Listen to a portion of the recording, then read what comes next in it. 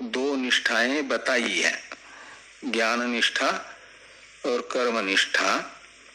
ईशावास्यम तथा कुर्वन्यवेह कर्माणि, इन दो मंत्रों के द्वारा जो ये दो निष्ठाएं बताई हैं, वे इन मंत्रों के व्याख्यान रूप ब्राह्मण भाग में भी बताई गई है, ज्ञान निष्ठा भी और कर्म निष्ठा भी। इसे भगवान भाष्यकार कह रहे हैं अनयोश्च निष्ठयोर इत्यादि से। ये जो तृतीय वाक्य है, अभी तक दो वाक्य हुए ना। एक वाक्य हुआ अत्र आद्यन से लेकर के कस्यचित् धनम इति, यहाँ तक, और अज्ञानाम जिजीविषुनाम से लेकर के द्वितीयो वेदार्थ, यहाँ तक द्वितीय वाक्य। इन दो वाक्यों के द्वारा मंत्र भाग में अलग अलग दो सूत्रात्मक मंत्रों के द्वारा बताई गई दो निष्ठाएं बताई गई इन दो वाक्यों से। अब अनयोश्च इत्यादि से तृतीय वाक्य से भगवान भाष्यकार कह रहे हैं कि बृहदारण्यक उपनिषद में भी इन दो निष्ठाओं की चर्चा हुई है, ब्राह्मण भाग की उपनिषद में भी। अनयोश्च निष्ठयोः विभागो मंत्र प्रदर्शितयोर बृहदारण्यकेपि प्रदर्शितः सो अकामयत जायामे स्याद् इत्यादिना।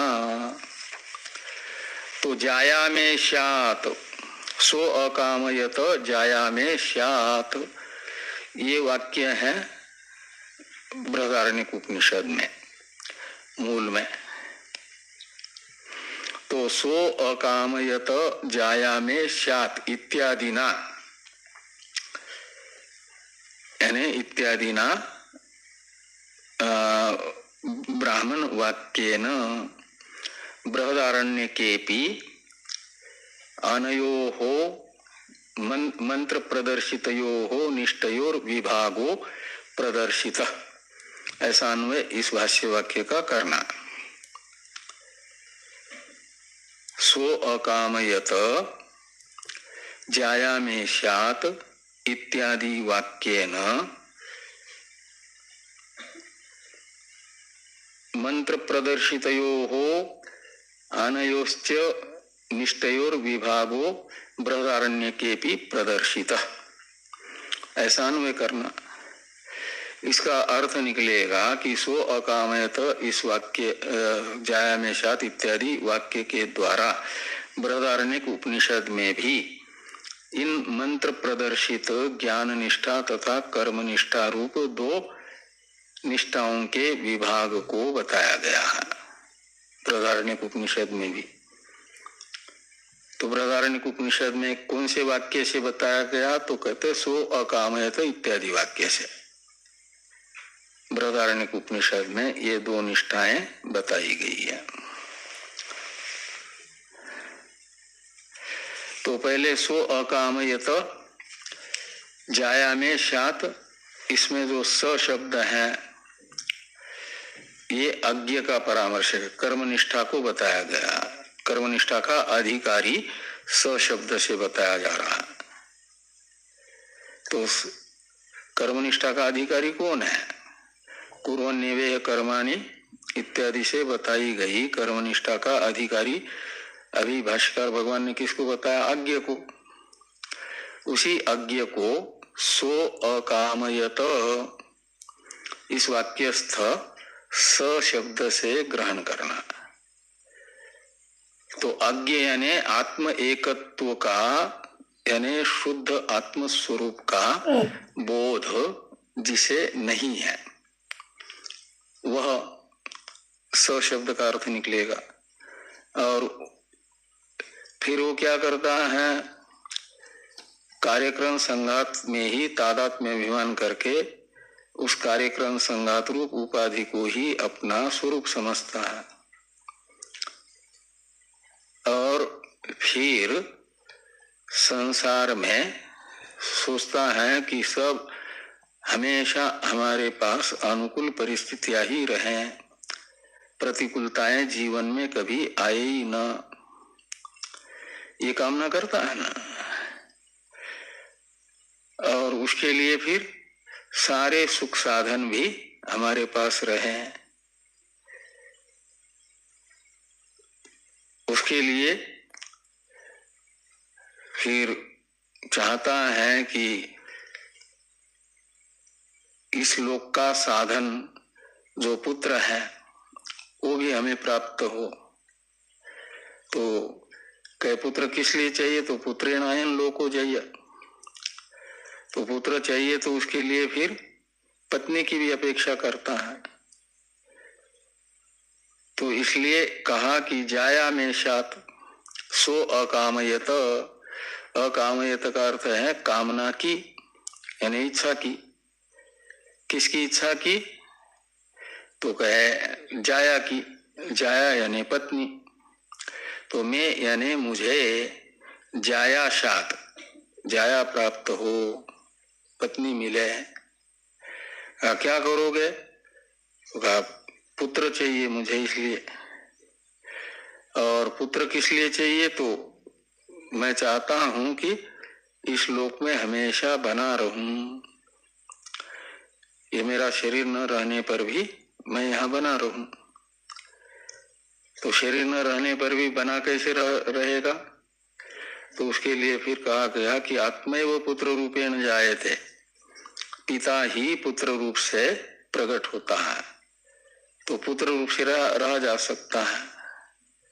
तो जब पिता शरीर चला जाएगा तो पुत्र रूप से यानी अपने जो वंशज हैं उस वंशज के रूप में बना रहता है इस लोक में। और मैं चाहता हूं कि हमेशा बना रहूं, ऐसी उसकी कामना है। उसके लिए पुत्र चाहिए यानी वंश चलना चाहिए। वंश चलने के लिए पत्नी की कामना करता है कि जाया में साथ सो अकामयत, आत्मा के वास्तविक स्वरूप को न जानने वाले ने कामना की कि मुझे पत्नी प्राप्त हो। और आदि शब्द से फिर बाकी वो पूरा उसके संसार का वर्णन है, येष्णात्रय का वर्णन है। ये येष्णात्रय में पहली येष्णा हो गई पुत्र ऐसना। फिर परिवार है तो फिर परिवार के लिए सब अनुकूल स्थितियां भी चाहिए ना, सब पदार्थ चाहिए, सबको जिसको जो चाहिए वो सब उपलब्ध कराने के अर्थ भी चाहिए। तो फिर वित्त की कामना करता है। तो पुत्र ऐसना वित्त ऐसना। वित्त भी दो प्रकार का, मानुष वित्त और दैव वित्त। मानुष वित्त है उससे कर्म किया जाता है, कर्म से पितृ ये शरीर छूटने के बाद में स्वर्ग लोक जाया जाता है।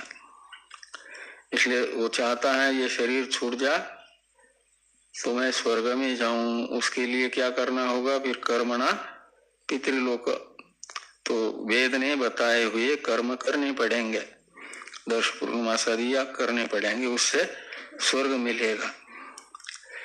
तो दर्श पूर्णिमास याग के लिए धन चाहिए। बिना दक्षिणा के कोई पंडित दर्श पूर्णमास करने के लिए आएंगे क्या? और यज्ञ मंडप बनाने के लिए ईंटें पंडितों को दक्षिणा देनी होगी। दक्षिणा और श्रद्धा इन दोनों को यज्ञ रूपी पुरुष की दो पत्नियां माना गया है। यज्ञ एक पुरुष है, उसकी दो पत्नियां हैं, श्रद्धा और दक्षिणा। वो देनी होती है, उसके बिना यज्ञ पूरा नहीं माना जाता। नहीं तो ब्राह्मणों से यज्ञ करा ले और दक्षिणा न दे तो मन से असंतुष्ट हो करके यज्ञ सफल और यजमान स्वर्ग में जाए, ऐसा उनके मन से आशीर्वाद निकलेगा। कि सत्यानाश की ही कामना करेंगे। क्या किस लिए वित्त? तो अथ कर्म कुर्वीय, और फिर विद्या देवलोक, वो ब्रह्मलोक जाना चाहता है, तो उसके लिए विद्या यानी दैव वित्त चाहिए।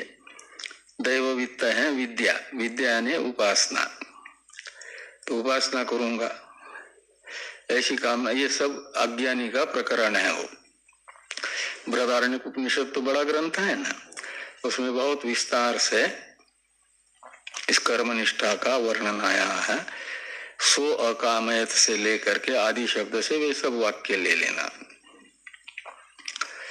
इससे क्या हुआ? तो एक प्रकार से बृहदारण्यक उपनिषद में अज्ञानी अधिकारी के लिए कर्मनिष्ठा रूप साधन का विस्तार से वर्णन हुआ। और फिर जो ज्ञानाधिकारी हैं उसके लिए भी ज्ञान निष्ठा का वर्णन भी आया है। अंतर्यामी एषत आत्मा सर्वांतर इत्यादि अंतर्यामी ब्राह्मण, ज्योतिर्ब्राह्मण, ऐसे कई एक ब्राह्मण आए हैं वहां।